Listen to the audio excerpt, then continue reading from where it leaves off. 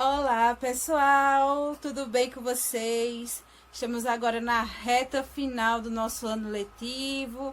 Essa é a nossa aula de ciências, que a gente vai estar buscando construir novos conhecimentos, aprimorando outros, complementando com aquilo que a gente já sabia, tinha alguma noção. Então, preste aí atenção na descrição do vídeo, anotem as dúvidas, aproveite e pegue o livro de vocês para acompanhar a nossa aula. Lembrando de quando terminar de fazer a atividade, enviar para mim, para poder assim pontuar para vocês. Então, vamos juntos para mais uma aula de ciências?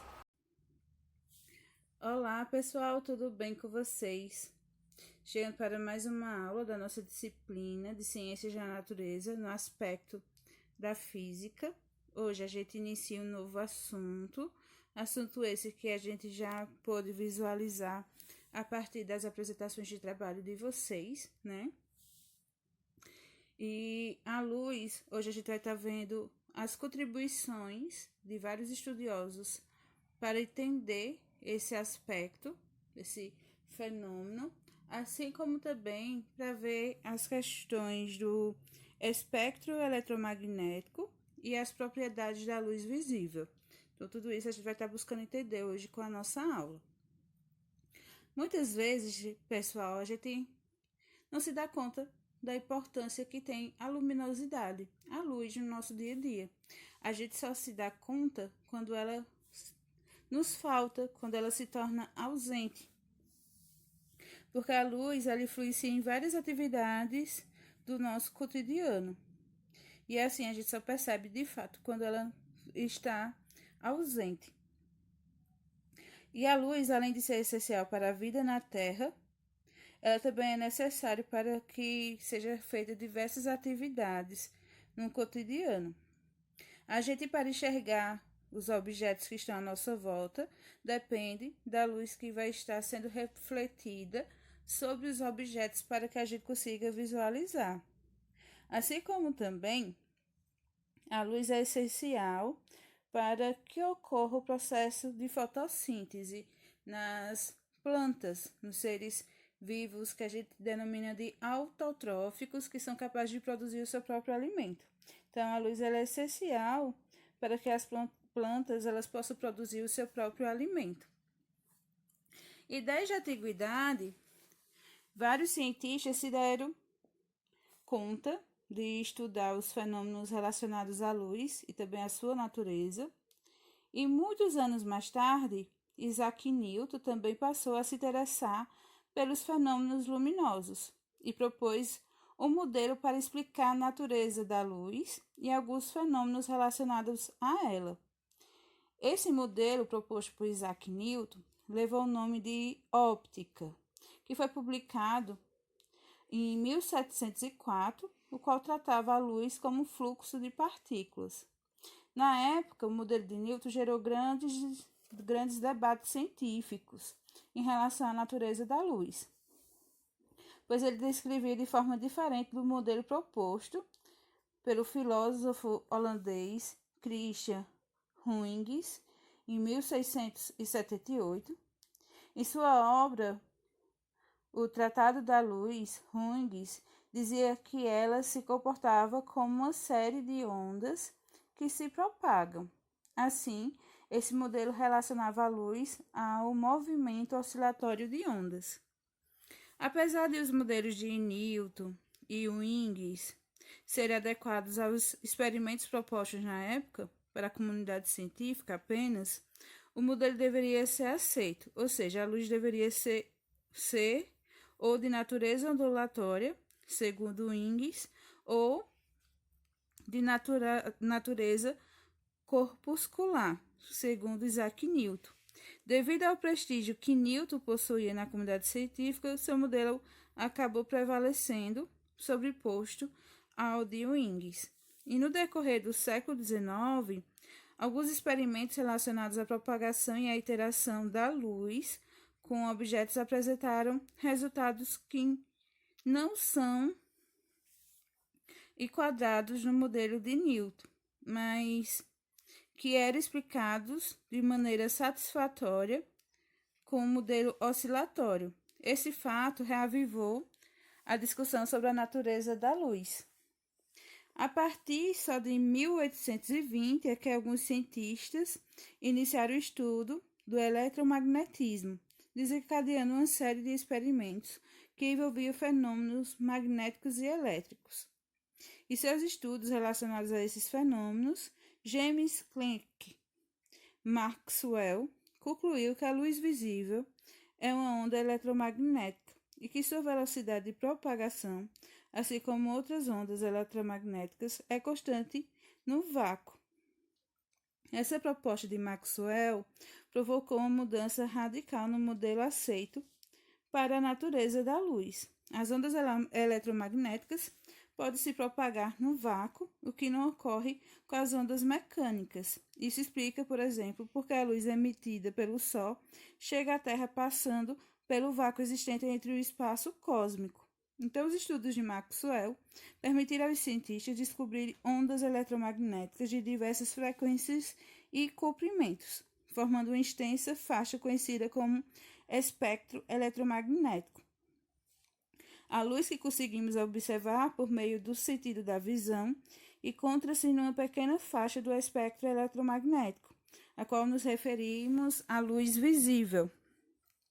Então, a gente vê aí, a partir dos estudos que foram propostos, que foram propostos ao longo de muito tempo com relação à luz, que, na verdade, o modelo de Newton ele só foi aceito por conta da questão dele ter uma boa influência na comunidade científica, mas a que prevaleceu e que tinha sentido com relação ao estudo era a proposta de Wings, a luz como algo ondulatório e tudo mais.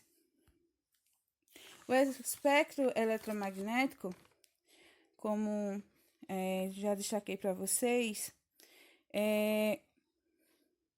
forma uma extensa faixa, e que a partir dessa faixa a gente pode observar a onda de determinada frequência de alguns objetos, para o funcionamento de alguns objetos.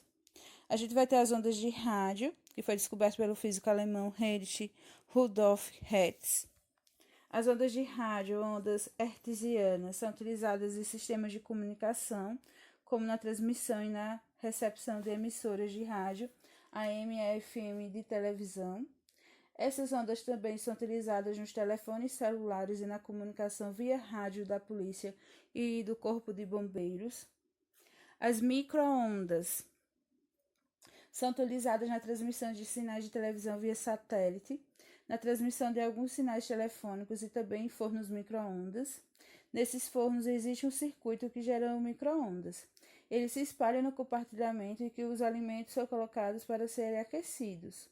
As micro-ondas são absorvidas pelas moléculas de água contidas nos alimentos e são convertidas em calor, ou seja, são transformadas em calor que aquece e cozinha os alimentos. Os raios infravermelhos. Descoberto em 1800 pelo físico alemão Wilhelm Herschel, os raios infravermelhos são ondas eletromagnéticas muitas vezes associadas à transferência de calor por irradiação quando o objeto ganha ou perde energia térmica, e são utilizados também em controles remotos, transferências de dados e leitores de código de barras. A luz visível, no espectro eletromagnético, a faixa de comprimento de ondas visíveis ao ser humano é chamada de espectro visível. Cada cor do espectro visível possui uma frequência e comprimento de onda definidos, e são essas características que permitem ao ser humano identificar diferentes cores. Os raios ultravioletas são ondas eletromagnéticas de alta frequência que possuem energia suficiente para causar danos aos olhos, queimaduras e até mesmo câncer de pele. De acordo com o comprimento da onda que possui, esses raios podem ser classificados em UVA, UVB e UVC. A gente também tem os raios-X, que são ondas eletromagnéticas conhecidas como raio-X, por possuir energia que pode atravessar tecidos do nosso corpo.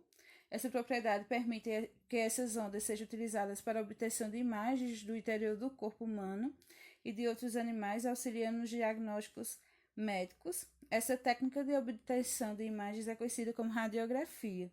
E a gente também tem os raios gamas, né, o raio gama, que são ondas de maior concentração de energia do espectro eletromagnético.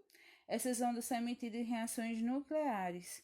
Entre outras aplicações, os raios gama são utilizados em tratamento de certos tipos de câncer. E com relação às propriedades da luz, a gente vai ver que a luz se propaga em linha reta em todas as direções.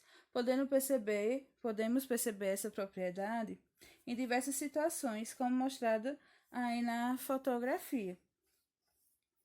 Dessa forma, podemos representar a trajetória da luz emitida por uma forma de fonte de energia por meio de linhas retas. Essas linhas são chamadas de raios luminosos, e o conjunto de raios luminosos é chamado de feixe de luz. Então, o feixe de luz pode ser divergentes, convergentes ou paralelos. O feixe divergente ocorre quando os raios luminosos se propagam afastando-se uns dos outros. Em lanternas, por exemplo, a luz gerada atravessa uma lente que se produz um feixe de luz divergente. A gente tem o feixe convergente, que ocorre quando os raios luminosos se propagam em direção ao mesmo ponto. Na fotografia, a gente observa a lente em que o feixe de luz convergiu para determinado ponto. E temos o feixe paralelo, que ocorre quando os raios luminosos se propagam paralelamente uns aos outros. E o laser, né? O termo laser, ele é uma abreviação da expressão em inglês Light Amplificante B, estimulante de emission of radiante, que significa ampliação da luz para emissão estimulada de radiação. Ela é comumente utilizada para fazer referência a equipamentos que emitem um feixe de luz visível, altamente concentrado e com apenas uma cor. Suas ondas eletromagnéticas possuem a mesma frequência e o mesmo comprimento. Essas características, né, do laser garantem que a luz emitida por ele apresenta uma grande concentração de energia. O primeiro laser ele foi desenvolvido por volta de 1960 pelo físico estadunidense Theodore Maiman. Atualmente ele é utilizado em diversas áreas e com finalidades distintas, como nas cirurgias corretivas de visão, nos leitores de CD e DVD e nos leitores de códigos de barras, como também em tratamentos estéticos. A gente também tem em processos cirúrgicos, né? Remoção de tatuagens. Então, o laser ele tem uma grande utilidade. O laser ele pode ser produzido para descargas elétricas, correntes elétricas, reações químicas, entre outros processos. Então, vocês podem também fazer pesquisas aí relacionadas ao laser. E, ultimamente, nesse campo, né, de conhecimento relacionado a ele, vem crescendo durante muito tempo. E, por isso, o seu uso vem sendo muito empregado em tecnologias. Então, pessoal, essa foi a nossa aula. Eu espero que vocês tenham gostado, né? Tenham complementado alguns conhecimentos que talvez não tenha ficado tão claro em relação a esse assunto. Em caso de dúvidas, podem me procurar, que eu estou disponível para esclarecer. Então, um forte abraço, estou com saudades e fique com Deus.